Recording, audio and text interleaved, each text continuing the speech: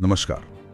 आज हम एक ऐसे मामले की गहराई में उतर रहे हैं जिसने दिल्ली की राजनीति में आप कह सकते हैं काफी हलचल मचा दी है। हम बात कर रहे हैं प्रवर्तन निदेशालय यानी ईडी की उस कार्रवाई की जो उन्होंने आम आदमी पार्टी के नेता और दिल्ली सरकार में मंत्री सौरभ भारद्वाज से जुड़े ठिकानों पर की है। जी। हमारे पास इस पर आज तक की एक काफी विस्तृत रिपोर्ट है जो इस पूरे घटनाक्रम पर अच्छी रोशनी डालती है। तो हुआ दरअसल यह है कि ईडी की कई टीमें हैं और वो सौरभ भारद्वाज के घर समेत कुल मिलाकर 13 जगहों पर तलाशी ले रही हैं। 13 जगह, हाँ। और मामला काफी गंभीर बताया जा रहा है। दिल्ली सरकार की जो स्वास्थ्य सेवाएं हैं उनसे जुड़ी जो परियोजनाएं हैं उनमें बड़े पैमाने पर कथित भ्रष्टाचार का। बिल्कुल। और देखिए, इस पूरी कार्रवाई की जड़ अगर देखें तो वो जाती है दिल्ली पुलिस की एंटी करप्शन ब्रांच मतलब एसीबी के पास। उन्होंने जून 2025 में एक एफआईआर दर्ज की थी। अच्छा, जून 2025 में। जी। और दिलचस्प बात यह है कि ये एफआईआर 2 पूर्व स्वास्थ्य मंत्रियों के खिलाफ थी, सौरभ भारद्वाज और सत्येंद्र जैन। दोनों के खिलाफ। हाँ। और इसी एफआईआर को आधार बनाकर फिर ईडी ने कदम उठाया।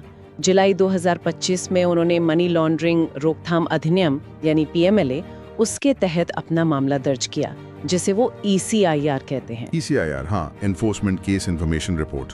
तो ये सब पिछले साल मतलब 2025 में हुआ। जी। एफआईआर जून में और ईडी की ईसीआईआर जुलाई में। और ये आरोप असल में किस समय गए हैं? रिपोर्ट क्या कहती है? रिपोर्ट बताती है कि ये मुख्य रूप से 2018-19 के दौरान की जो स्वास्थ्य परियोजनाएं थीं उनसे जुड़े हैं। 2018-19। हाँ। और कहा यह जा रहा है कि इन प्रोजेक्ट्स में कई तरह की मतलब अनियमितताएं हुई थी, जैसे कि भाई निर्माण में बेवजह देरी हुई। ओके। और कुछ निर्माण तो ऐसे भी हुए जिनके लिए जरूरी इजाजत ही नहीं ली गई थी। बिना इजाजत के? ये तो सीरियस बात है। हाँ। और ये अनियमितताएं कोई छोटी मोटी नहीं बताई जा रही। मामला काफी बड़ा लग रहा है। कितना बड़ा, कुछ अंदाजा है? जांच के दायरे में करीब 24 अस्पताल परियोजनाएं हैं और इनकी कुल अनुमानित लागत जो थी वो 5,590 करोड़ रुपए आंकी गई थी। 5,590 करोड़। जी। इनमें कुछ तो बिल्कुल नए अस्पताल बनने थे जिन्हें हम ग्रीन फील्ड प्रोजेक्ट कहते हैं। हाँ। और कुछ जो मौजूदा अस्पताल थे उनका नवीनीकरण या विस्तार होना था, मतलब ब्राउन फील्ड प्रोजेक्ट। समझ गया। तो आज हम इसी रिपोर्ट के जरिए ये समझने की कोशिश करेंगे कि ईडी की ये जो कार्रवाई है इसका ठोस आधार क्या है, आम आदमी पार्टी इस पर क्या कह रही है, उनकी मुख्य दलीलें क्या हैं, और फिर दूसरी तरफ भारतीय जनता पार्टी यानी बीजेपी, उनके क्या आरोप हैं और उनके तर्कों में कितना वजन लगता है। तो चलिए इस उलझे हुए मामले की परतें खोलते हैं। जी बिल्कुल। ठीक है, तो शुरुआत करते हैं ईडी की इस कार्रवाई से ही। 13 ठिकानों पर एक साथ छापेमारी, ये अपने आप में तो एक बड़ा ऑपरेशन लगता है। हाँ बिल्कुल।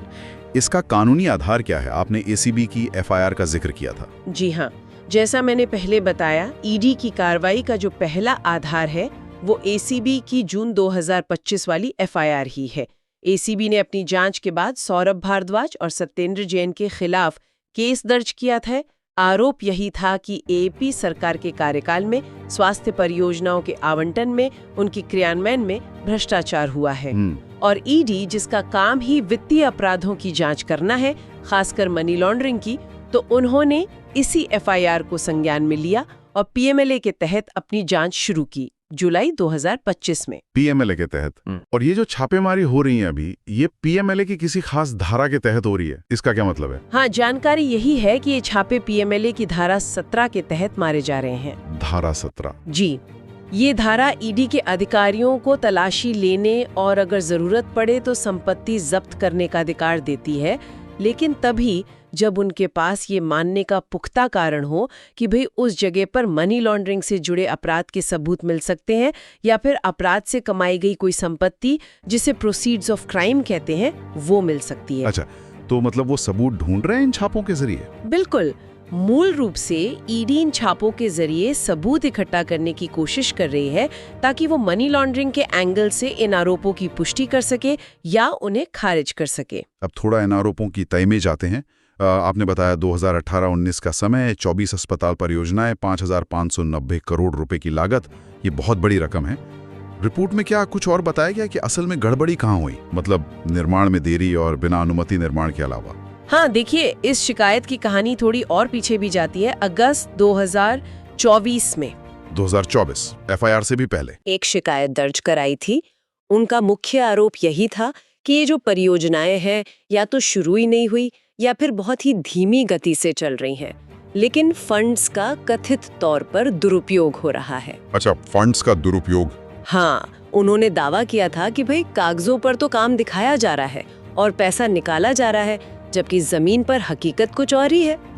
इसी शिकायत पर फिर एसीबी ने अपनी जांच शुरू की थी और फिर जून 2025 में वो एफआईआर दर्ज हुई और अब ईडी उसी कड़ी को आगे बढ़ा रही है मनी लॉन्ड्रिंग के एंगल से। और ये छापे सिर्फ सौरभ भारद्वाज के घर पर हैं या और भी कहीं? नहीं, रिपोर्ट के मुताबिक ये छापे दिल्ली एनसीआर में 12 और जगहों पर भी चल रहे हैं। सौरभ भारद्वाज के घर के अलावा 12 और जगह।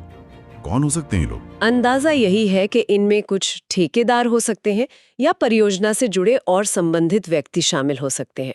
जांच का दायरा बड़ा है। तो 90 करोड़, इतनी बड़ी रकम अगर स्वास्थ्य जैसी जरूरी चीज पर खर्च होनी थी और उसमें इस तरह की गड़बड़ी के आरोप लग रहे हैं, तो ये वाकई गंभीर बात है। निश्चित रूप से। अब आते हैं आम आदमी पार्टी के पक्ष पर।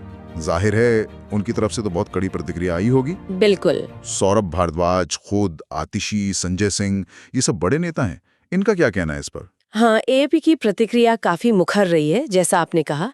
रिपोर्ट के मुताबिक उनका पहला और सबसे प्रमुख तर्क तो यही है कि ये पूरा मामला ही मनगढ़ंत है, झूठा है, बेबुनियाद है। वो इसे सिरे से खारिज कर रहे हैं। पूरी तरह से खारिज? जी हाँ। और उनका आधार क्या है इस दावे का? मतलब किस बिना पर वो कह रहे हैं कि ये झूठा है? उनकी सबसे बड़ी दलील जो बार बार सामने आ रही है वो है समय को लेकर, टाइमिंग को लेकर। टाइमिंग कैसे? उनका कहना है कि ये जो कथित घोटाला बताया जा रहा है वो 2018-19 का है ना? हाँ। तो उनका तर्क है कि उस दौरान सौरभ भारद्वाज स्वास्थ्य मंत्री थे ही नहीं। अच्छा, वो मंत्री नहीं थे उस समय? जी, उनके अनुसार सत्येंद्र जैन उस समय स्वास्थ्य मंत्री थे। तो एएपी का आरोप है कि ये जानबूझकर सौरभ भारद्वाज को फंसाने की कोशिश की जा रही है। वो इसे सीधे तौर पर केंद्र सरकार और बीजेपी की रणनीति बता रहे हैं। उनका कहना है कि ये एक पैटर्न है जिसके तहत उनके मुताबिक एएपी नेताओं को चुन चुनकर झूठे मामलों में फंसाया जा रहा है, जेल भेजा जा रहा है ताकि पार्टी को कमजोर किया जा सके। तो मतलब वो इसे पॉलिटिकल वेंडेटा, राजनीतिक प्रतिशोध का मामला बता रहे हैं? बिल्कुल, राजनीतिक प्रतिशोध। और ये भी कह रहे हैं कि ये ध्यान भटकाने की कोशिश है। ध्यान भटकाने की? जी। किन मुद्दों से? जी, उनका कहना है कि ये कार्रवाई उन्हें डराने और धमकाने के लिए की जा रही है और साथ ही जो असल मुद्दे हैं देश के या दिल्ली के, उनसे जनता का ध्यान हटाने की एक चाल है। रिपोर्ट में उनकी कोई खास टिप्पणी भी है? शायद उनके हिसाब से आरोपों के हास्यास्पद होने को दर्शाती है। कहा गया है कि मजाक है, बच्चा भी हंसेगा इस बात को सुन के कि सौरभ भारद्वाज के घर जिस केस में रेड हो रही है वो उसके मंत्री बनने से पहले का केस बताया जा रहा है और रेड तब के लिए हो रही है जब वो मंत्री बना। अच्छा, ये बयान तो सीधा सीधा उसी टाइमिंग वाली दलील पर जोर दे रहा है। बिल्कुल, कि जब कथित अपराध हुआ तब वो मंत्री नहीं थे, तो उन्हें कैसे जिम्मेदार ठहराया जा सकता है। ये उनके बचाव की मुख्य लाइन दिख रही है फिलहाल तो। ये वाकई एक दिलचस्प पहलू है।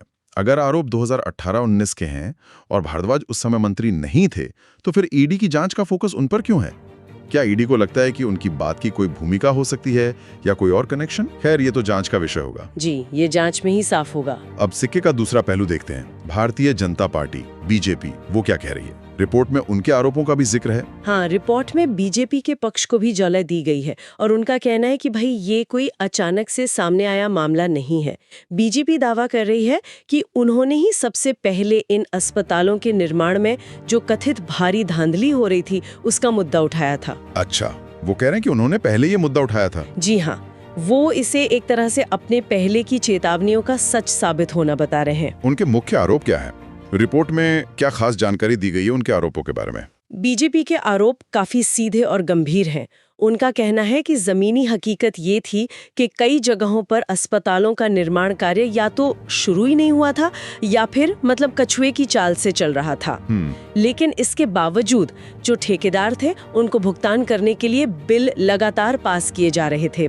रिपोर्ट में उनके एक नेता के हवाले से कहा भी गया है, ग्राउंड पर काम हो नहीं रहा, बिल पर बिल पास होकर जाए जा रहे हैं। मतलब बिना काम के ही भुगतान? हाँ, उनका सीधा आरोप है कि बिना काम हुए 1 करोड़ों रुपए का भुगतान कर दिया गया। ये सीधे सीधे फंड्स के दुरुपयोग का आरोप है। और क्या कहा है उन्होंने? क्या ये सिर्फ एक परियोजना का मामला है नहीं, वो इसे सिर्फ एक परियोजना का मामला नहीं मान रहे, बल्कि वो इसे AAP के पिछले 10 साल के कार्यकाल का एक बड़ा घोटाला बता रहे हैं। रिपोर्ट में एक बयान का उल्लेख है जिसमें कहा गया है, हजारों करोड़ रुपया 13 हॉस्पिटल्स के नाम के ऊपर कंस्ट्रक्शन में घोटाला किया, इक्विपमेंट्स खरीदने में घोटाला किया। अच्छा, तो सिर्फ निर्माण में ही नहीं बल्कि उपकरण खरीदने में भी घोटाले का आरोप लगा रहे हैं। जी हाँ, दोनों में। उपकरण खरीदने में घोटाला, इसका कोई उदाहरण दिया है रिपोर्ट में, कुछ स्पेसिफिक? हाँ, एक खास उदाहरण दिया गया है जो काफी चौंकाने वाला लगता है अगर सच है तो। आरोप ये है कि कुछ अस्पतालों के लिए हजारों की संख्या में मेडिकल उपकरण खरीदे गए। हजारों? जी, लेकिन उन्हें इस्तेमाल करने के बजाय कहीं डंप कर दिया गया, फेंक दिया गया एक तरह से। डंप कर दिया? क्यों? क्योंकि आरोप के मुताबिक वे या तो खराब थे या फिर चलाने लायक ही नहीं रे। रिपोर्ट में ये वाक्य उद्धृत किया गया है, हजारों प्रोडक्ट के इक्विपमेंट्स लाके डंप कर दिए क्योंकि वो चलने लायक नहीं थे। बाप रे, अगर ये सच है तो ये तो सिर्फ पैसे की बर्बादी नहीं बल्कि स्वास्थ्य सेवाओं पर भी सीधा असर है इसका। मरीजों का क्या? बिल्कुल, ये बहुत ही गंभीर आरोप है।